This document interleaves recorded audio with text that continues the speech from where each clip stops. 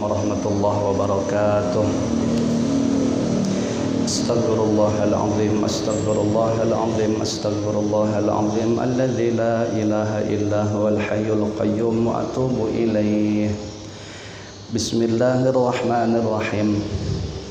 Al-Fatihata biniyatil qabul wa tamami kulli sul wa ma'mul wa salahi sya'an zahiran wa batinan fid dini wa dunya wal akhirah, dafi'atan li kulli syarr wa jalibatan li kulli khair lana wa li walidina wa li azwajina wa li awladina wa li dhurriyyatina wa li ahli baitina wa li talamidina wa li jiranina wa li ahbabina wa li asatidina wa li masyayikhina wa li jami'il muslimina wal muslimat wal mu'minina wal mu'minat al ahya'i minhum wal amwat ma'al lutfi wal afiyah wa ala niyati anna Allah yunawwiru qulubana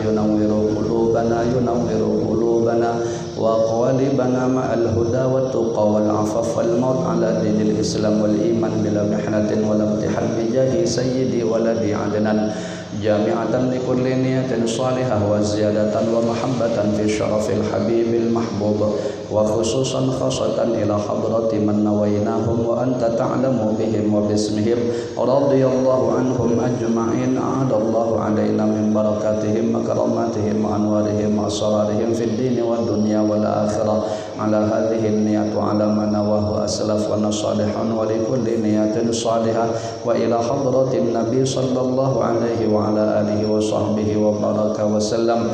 Al-Fatihah. A'udzu billahi minasy syaithanir rajim.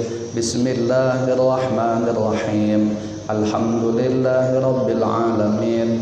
Arrahmanir rahim. Maliki yaumiddin. Iyyaka na'budu wa iyyaka nasta'in. Ihdinas siratal mustaqim. Shiratal ladzina an'amta 'alaihim ghairil maghdubi 'alaihim waladdallin. Amin. Bismillahirrahmanirrahim. Alhamdulillahi rabbil alamin. Wassalatu wassalamu ala asyrafil anbiya wal mursalin sayyidina wa maulana Muhammadin wa ala alihi wa sahbihi ajma'in. Subhanaka la ilma lana illa ma 'allamtana innaka antal alimul hakim wa la haula wa la quwwata illa billahil aliyyil azim. Rabbi shrah li sadri wa yassir li amri wahlul 'uqdatam min lisani yafqahu qawli, amma ba'd. Para asatidz yang sama-sama kita muliakan, bapak-bapak, ibu-ibu, hadirin dan hadirat rahimakumullah. Mengambil keberkahan keistiqomahan pelajaran kita, insyaallah sampai halaman 66. Wabil isnadil ladzi yattasilu ila al-musannif rahimahumullahu taala wa nafa'ana bi ulumihim wa anwarihim wa asrarihim fid dharain amin. Bismillahirrahmanirrahim. Rasulullah sallallahu alaihi wasallam bersabda,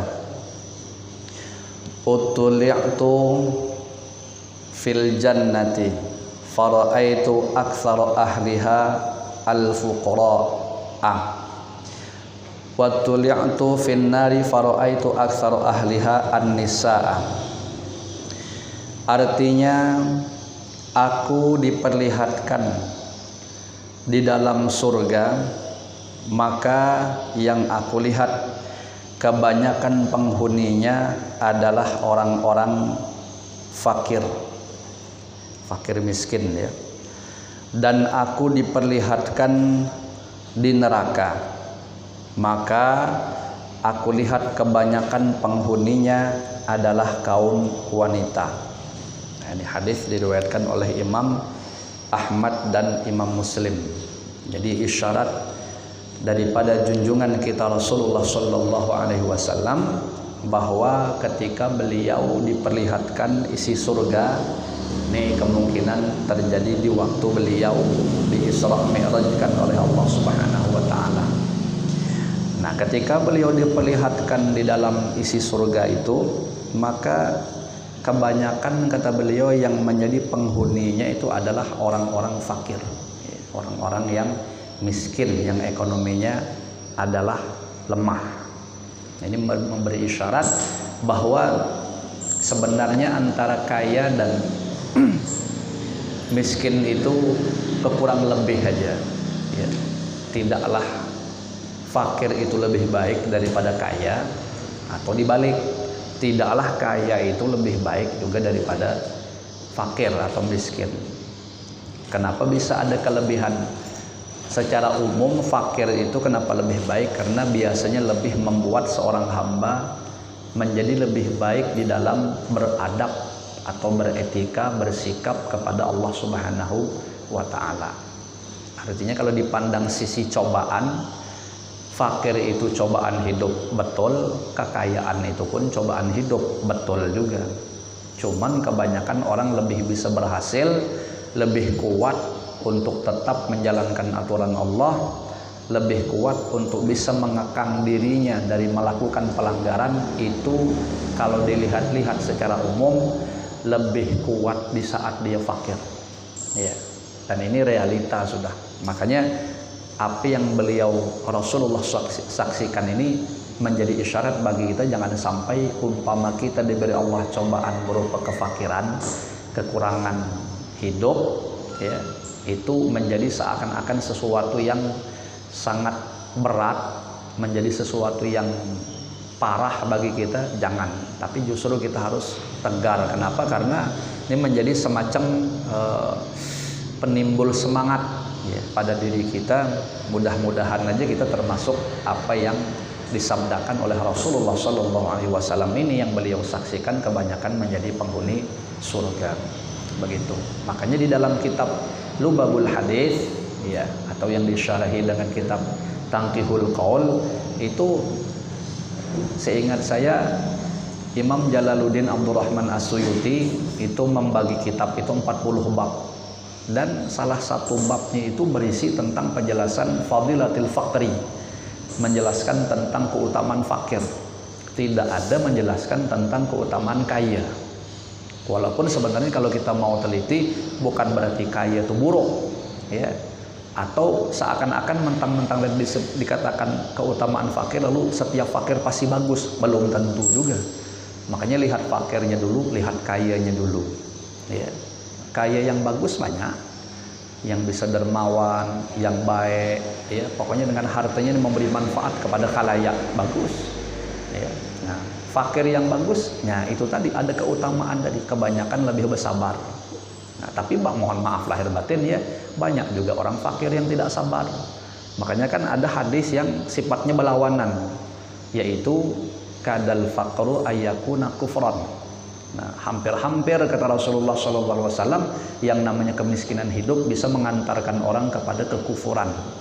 Artinya berapa banyak orang fakir yang tidak tahan, banyak juga, ya, yang tidak tahan itu. Akhirnya yang terjadi apa? Tidak tahan hidup, bunuh diri. Nah, karena kefakirannya, tidak tahan hidup fakir, akhirnya dia melanggar, merampok, mencuri, bahkan sampai berbuat ekstrim, yaitu menjalin persekutuan dengan jin atau syaitan, atau bahasanya nyupang, ya, orang Jawa bilang tuh nyupang, pesugihan kalau bahasa kita. Banyak yang seperti itu dengan persyaratan-persyaratan, mohon maaf lahir batin, ya, kadang-kadang memang bisa menjerumuskan kita ke dalam kefakiran. Nah, tapi dilihat secara umum sekali lagi, antara fakir dan kaya kok lebih kuat banyak orang-orang yang fakir di dalam bersabar dan ridha di dalam mengarungi kehidupan ini. Jadi maksud saya, umpama ternyata takdir Allah Subhanahu wa ta'ala itu dapat bahagian kita berupa orang yang fakir atau lemah ekonomi, ya bersabarlah, teruslah berbaik sangka kepada Allah Subhanahu wa ta'ala, karena insyaallah mungkin Allah ingin memasukkan kita dalam golongan yang dilihat tadi oleh junjungan kita Rasulullah sallallahu alaihi wasallam. Amin ya rabbal alamin. Nah, yang kedua tadi dilihat oleh Rasulullah sallallahu alaihi wasallam ketika beliau melihat isi neraka, diperlihatkan isi neraka, ternyata yang paling banyak penghuninya adalah wanita. Ini pun kata ulama penjelasnya ya juga wajar, karena memang perbandingan antara laki-laki dan perempuan itu lebih banyak perempuan memang, ya, secara kuantitas atau jumlah penduduk sensusnya lebih banyak perempuan. Terbukti banyaknya laki-laki yang meninggal dan justru lebih banyak bayi perempuan yang dilahirkan. Jadi umpama mereka kok masuk nerakanya lebih banyak daripada laki-laki, ya juga wajar. Ya, dilihat dari sisi satu itu, atau ditinjau dari sisi yang lain adalah kalau kita sesuaikan dengan alur cerita pelajaran kita, yang menyebabkan perempuan kenapa lebih banyak masuk neraka adalah karena mereka durhaka kepada suaminya. Nah, mungkin tinjauan sisi situ bisa dipandang lagi. Nah, kemudian hal itu tidak menunjukkan secara pasti bahwa orang fakir itu lebih utama daripada orang kaya. Ini penjelasan kelanjutan tadi ya. Maksud hadis tersebut bahwa orang fakir di dunia kelak di surga lebih banyak daripada orang kaya. Lalu Rasulullah Shallallahu Alaihi Wasallam memberitahukan yang sebenarnya sebagaimana Anda mengatakan, kebanyakan penduduk dunia adalah orang-orang fakir. Ini kurang lebih tadi berarti pemberitahuan Rasulullah Shallallahu Alaihi Wasallam yang sebenarnya itu, bahwa yang memasukkan surga itu bukanlah semata-mata karena kefakirannya, tetapi amal kebaikannya sekalipun dalam keadaan fakir. Sebab sekalipun orang fakir kalau tidak menjadi orang yang soleh, maka tidak ada juga keutamaannya. Nah, jadi seperti yang disebutkan tadi, titik tekannya itu adabnya ya. Makanya kalau seingat saya ya, waktu Guru Bahit mengupas tentang 4 tingkatan doa, itu yang paling tinggi itu adalah meminta kepada Allah supaya kita dijadikan seorang hamba yang bisa menjalankan seluruh hak-hak Allah. Itu yang paling tinggi tingkatan doa ya. Karena kalau kita minta sugih, siapa yang tidak mau? Kalau minta sugih itu malah termasuk kategori doa yang kurang bagus ya. Kita minta sugih, ya Allah sugihkan aku, mungkin biasa melarat, akhirnya mintanya sugih. Nah, itu doa yang sifatnya masih muhtamil. Muhtamil itu masih tidak jelas gitu maksudnya ya. Kenapa? Karena belum tentu kekayaan itu lebih baik untuk kita. Berapa banyak orang miskin sekali dikasih kaya malah tumbang. Artinya memburuk adabnya kepada Allah. Waktu fakir, ibadah rajin, sembahyang rajin, pengajian rajin, tidak sombong, kemana-mana peneguran, wajah selalu tersenyum, rendah hati ya. Nah, ini waktu dia fakir, wallahualam, dia berdoa minta kaya, akhirnya dikabulkan Allah. Yang terjadi apa? Berubah, akhirnya ibadah tidak keruan lagi ya. Biasa nampak berjamaah karena sibuk ngurusi harta, tidak pernah lagi. Nah, kemudian juga kalau dahulu sifatnya itu merendah, berteguran dengan kekawan sesamaan, sekali sudah sugih tidak mau lagi berteguran ya. Agak meninggi, kumpulannya pun kalau dulu sembarang orang bisa dikumpuli, sekarang ada bahasa kumpulan orang-orang khusus yang selevel. Kenapa? Udah berduit. Wah, seakan-akan begitu. Kenapa dia minta kaya kemarin tuh? Nah, inilah kata Guru Bahit, tidak bagus. Kecuali itu ditaksis, artinya disifati lagi. Ya Allah, ini kita nih melarat nih. Ya, lalu kan minta kekayaan, itu kan wajar. Tapi disifati doanya, ya Allah, berikanlah aku kekayaan, jadikan aku orang yang sugih. Nah, apa taksisnya? Istilahnya sifatnya kekayaan dan kesugihan yang membawa manfaat dan berkah, dan jika itu memang baik untukku. Nah, kalau gitu tambahannya bagus berarti, karena dia minta sugih tidak semata-mata duitnya ya, tapi yang dia minta kekayaan atau kesugihan yang membawa manfaat lagi berkah. Terus dengan catatan juga kalau memang kaya itu bagus untuk aku, berarti kan kita gantungkan kepada kehendak Allah. Kalau memang tidak bagus menurut pengetahuan Allah, ya tidak usah dikasih, seakan-akan begitu. Nah, itu seperti itu kira-kira ya. Jadi kalau minta sesuatu yang masih sifatnya tidak jelas, itu ditambahi yang manfaat dan berkah. Termasuklah doa supaya dikasih umur panjang. Mudahan kau dikasih Allah umur panjang. Masih belum bagus, umur panjang gahuyan tidak keruan untuk apa ya, umur panjang tapi kosong tapi lalai, tidak bagus. Mudahan, nah kalau ada orang tahun, mudahan diberi umur panjang yang membawa manfaat dan berkah ya, jika itu baik. Nah, karena belum tentu umur pendek lebih buruk daripada umur panjang. Begitu juga sebaliknya, kan bergantung isi. sehat begitu juga. Itu sama dengan doa yang sifatnya muhtamil. Orang sakit kita doakan sembuh, kata Guru Bahit. Itu masih kurang bagus kalau semata-mata hanya dikasih sembuh, karena belum tentu kesembuhan bagi orang yang sakit itu lebih baik daripada kesehatan dia.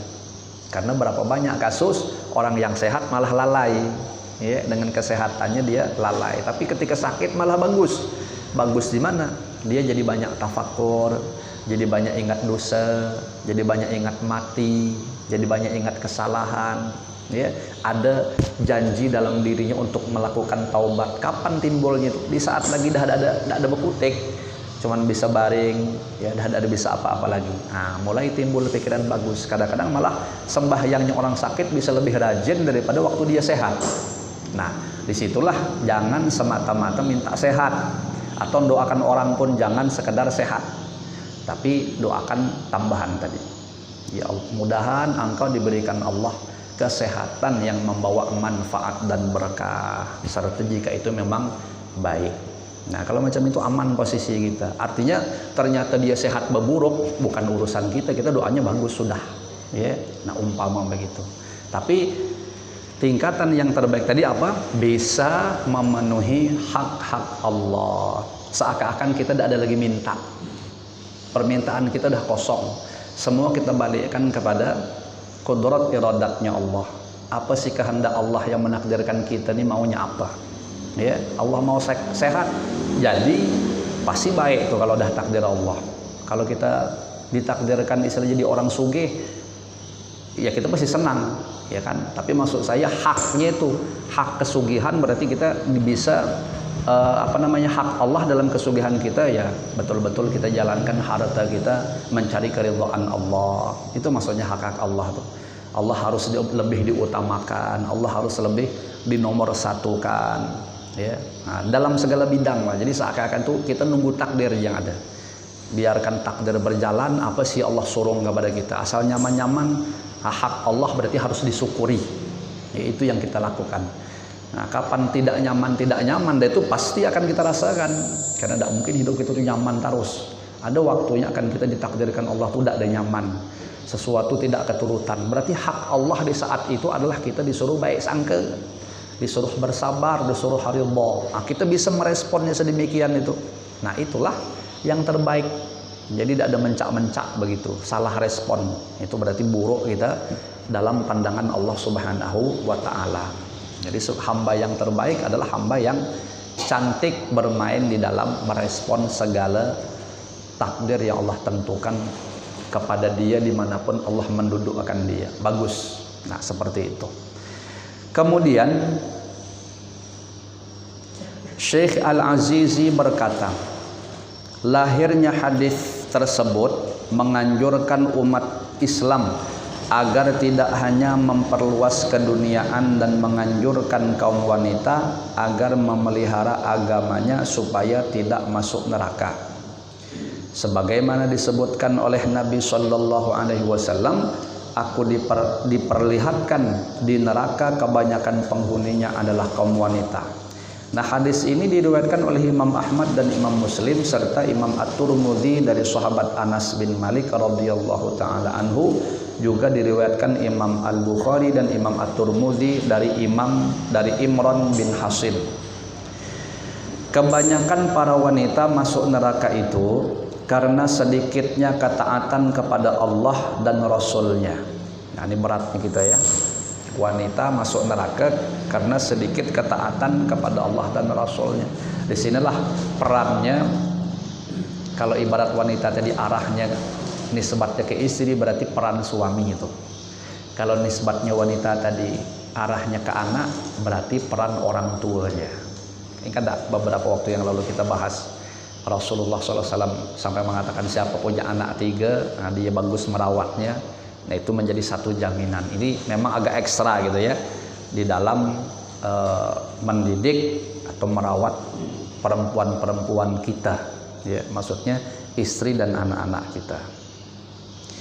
Nah, di samping tadi apa, sedikit mereka taat kepada Allah, kepada Rasul dan serta suaminya, ternyata mereka juga hobi memperlihatkan perhiasan, tabarruj, ya. Kalau bahasa kita bebingking. Nah, kita bisa saksikan lah dalam kehidupan ini. Mengingkari suaminya dan tidak mau bersabar menghadapi berbagai cobaan. Ini termasuk sifat lemahnya perempuan itu, suka syakwa, berkeluh kesah, mengeluh, ya, tak bagus.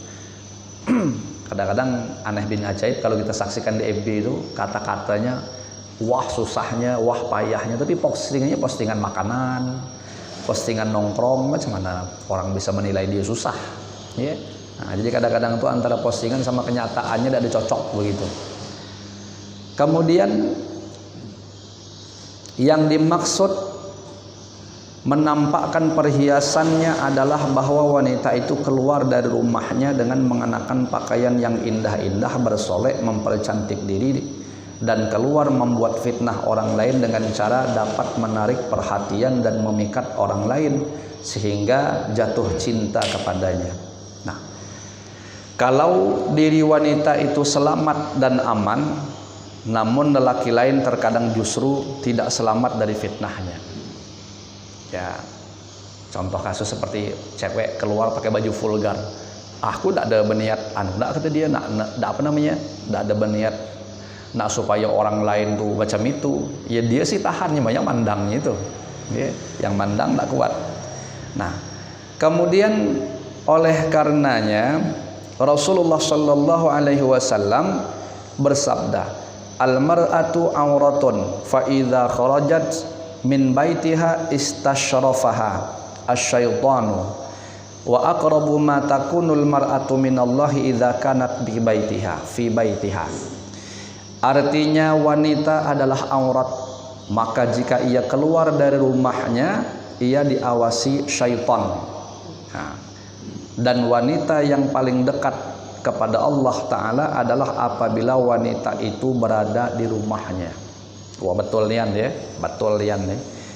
Jadi wanita adalah aurat, seakan-akan sesuatu. Nah, aurat itu kan pasti maunya ditutup. Kita masa mau aurat kita terbuka? Mestinya aurat kita tuh tertutup tuh yang bagus.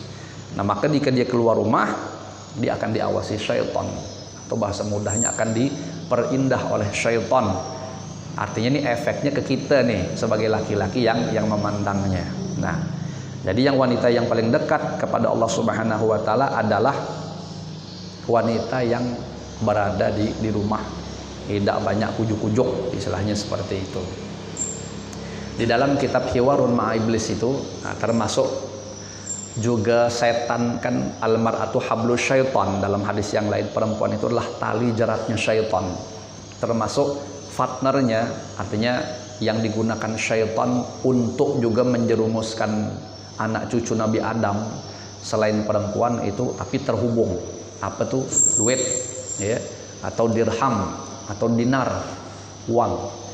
Imam Wahab bin Munabbih itu menceritakan di saat duit itu dicetak, baru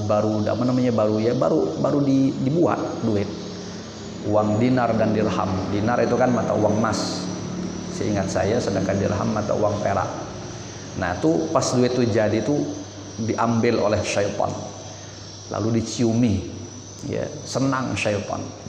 Jadi kata setan, inilah senjata yang akan aku gunakan untuk menghancurkan keturunan Nabi Adam.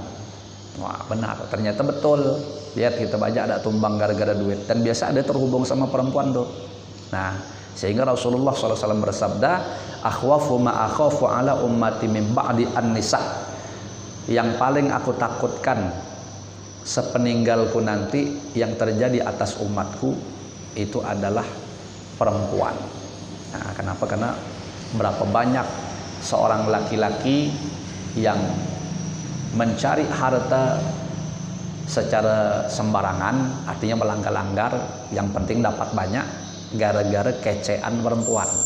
Nah, jadi an-nisa itu sangat berperan di dalam seakan-akan mengatur seorang laki-laki untuk bisa tersalah gitu ya di dalam kehidupannya.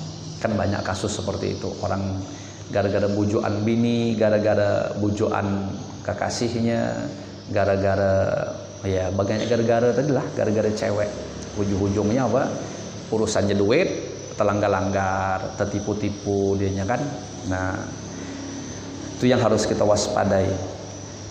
Jadi seakan-akan tuh ya, cari bini yang terbaik itu sifat utamanya adalah jangan sampai punya sifat tamak, ya, atau rakus. Karena kalau bahasa gitu dia akan pengen sekali menguasai dan berkehendak lebih.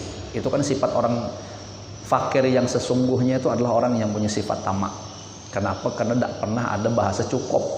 Jadi kurang aja dalam otak pikirannya tuh. Nah sehingga nak bertambah, nak berbanyak, macam mana caranya walaupun menyalahi lantak lah situ. Ya, nah itu kalau sudah modelnya seperti itu memang kacau. Tapi yang bagus apa? Qanaah. Betul kata Rasulullah, orang yang qanaah itu pasti sugih. Karena sudah merasa cukup. Ya, berapa Allah kasih? Nah, Allah kasih sedikit, dia dah merasa cukup. Qanaah, alhamdulillah aja bawaannya. Orang lebih banyak lagi susah daripada aku. Nyaman kalau macam itu. Dikasih sedikit aja cukup, apalagi lebih. Ya. Nah, hadis tersebut, hadis yang tadi disebutkan yang perempuan yang terbaik itu adalah yang di rumah tadi ya. Nah, hadis tersebut menjelaskan bahwa wanita itu adalah aurat karena termasuk kotor apabila menampakkan dirinya di hadapan lelaki lain. Jika ia keluar dari rumahnya, maka ia akan diintai oleh syaitan. Ya. Jadi akan dimanfaatkannya oleh syaitan. Akan disesatkan lalu dijerumuskan dan jatuh ke dalam jurang fitnah.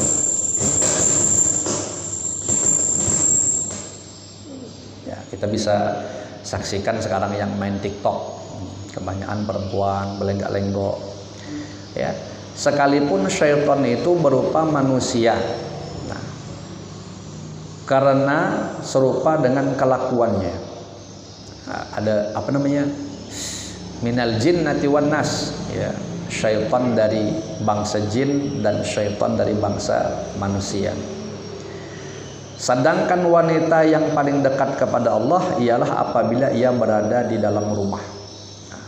Di dalam riwayat yang lain disebutkan, hadis Rasulullah SAW juga nih, al-aurat al-mar'atu auratun fahbisuhunna fil buyuti fa innal mar'ata idza kharajatit tariqa qala laha ahluha aina turidin qala a'udu maridan wa musyai'a janazatan fala yazalu syaitan hatta takhruja dhira'aha wa maltamasatil mar'atu wajhallahi bimithli an taq'uda fi baitiha wa ta'budu rabbaha wa tuti'a ba'laha. Artinya wanita adalah aurat, maka tahanlah mereka itu di rumah. Sebab apabila wanita itu keluar ke jalan, maka bertanyalah keluarganya kepadanya, lalu bertanyalah kepadanya keluarganya, mau kemana engkau? Nah, ia berkata, aku akan menjenguk orang sakit dan mengantarkan jenazah. Maka syaitan tak henti-hentinya mengganggu wanita itu hingga mengeluarkan tangannya, maksudnya akan membuka tubuhnya begitu di hadapan orang. Wanita yang mencari keridhaan Allah tidaklah seperti apabila ia duduk di dalam rumahnya beribadah kepada Tuhannya dan mentaati suaminya. Simpelnya itu, sebaik-baik wanita itu adalah yang ada di dalam rumah, dia tidak akan keluar kecuali ada hal-hal yang sifatnya mendesak. Ya, sifatnya mendesak tadi. Kalau terkurung sama sekali juga menurut saya akan payah, jadi kurang pergaulan. Ya, tidak ada bisa lagi istilahnya tuh berinteraksi dengan keadaan tetangga, dengan keadaan keluarga. Nah, jadi kapan waktunya keluar baru.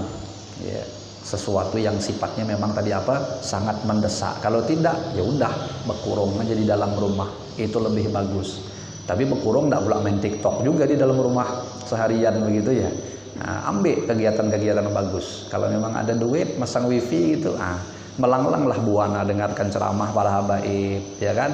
Cari gitu, beri apa namanya acara-acara yang sifatnya positif. Atau menambah wawasan ia juga, menghibur diri ia juga. Nah, kalau di rumah tak ada punya kegiatan positif, ya gila juga nanti dikhawatirkan tekuhup badangnya. Ya, nah ini mohon maaf lahir batin ya, bapak nak jeli-jeli nih pak. Maksud saya nak jeli macam mana ya? Ini yang termasuk sering yang dicurhatkan ke saya. Artinya bini tadi kan disebutkan yang bagus di dalam rumah, tapi kita lihat perempuan tuh sudah akalnya kurang dan dia lebih banyak bekerja tuh suntuk. Kenapa? Karena hanya melakukan pekerjaan yang sifatnya monoton. Kita tidak sanggup Pak, laki-laki jujur aja. Coba kita disuruh berkurung di rumah, ya, gaweannya memasak, nyuci, gaduh anak, apalagi anak aja banyak, pening kepala. Ya, ini laki tahu nunggang aja, sudah ngurus dah tapi ikut bantu. Ya. Nah, yang menapaskan baju anak dia juga, basuhkan berak dia juga, mandikan dia juga, kadang antar ke sekolahan dia juga. Kalau macam ini Pak cepat stres bini bapak. Ya, jadi maksud saya di sini saya minta tadi jeli. Satu waktu, ya boleh per minggu cepat tuh termasuk, atau boleh terserahlah kita jeli-jeli aja nengoknya. Maksud saya apa? Ajak bini itu refreshing. Ya. Main kayak KFC gitu, makan bakso, nongkrong-nongkrong, ya bentuknya seperti sepele, tapi di situ ada suntikan semangat di hati bini itu ya, ada hiburan. Nah seperti itu maksudnya.